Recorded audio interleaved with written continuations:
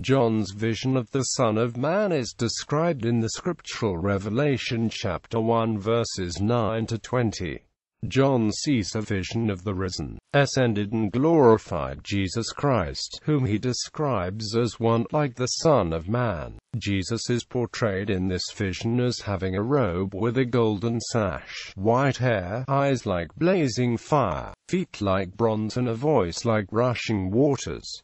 He holds 7 stars in his right hand and has a double-edged sword coming out of his mouth. Background: John, the author of Revelation, was exiled to the island of Patmos, possibly during the reign of the Emperor Domitian. He says that on the Lord's day he was in the Spirit, and heard a loud voice like a trumpet. When he turned around, he saw this Son of Man figure. In 1:18, the figure whom John sees identifies himself as the first and the last, who was dead. And behold, I am alive forever and ever, a reference to Jesus' resurrection.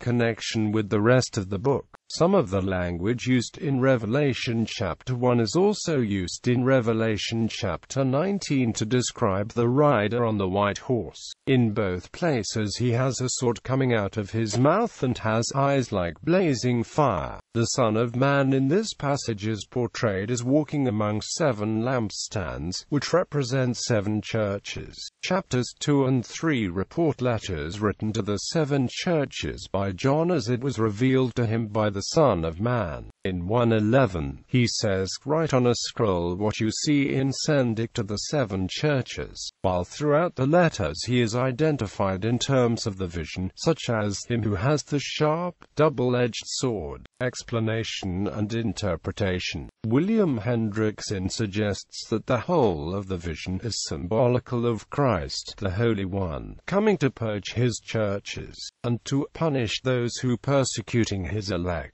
Significance of the 7 stars. One aspect of the vision is the portrayal of Jesus holding 7 stars in his right hand. Such a motif is also found on coins of the Emperor Domitian.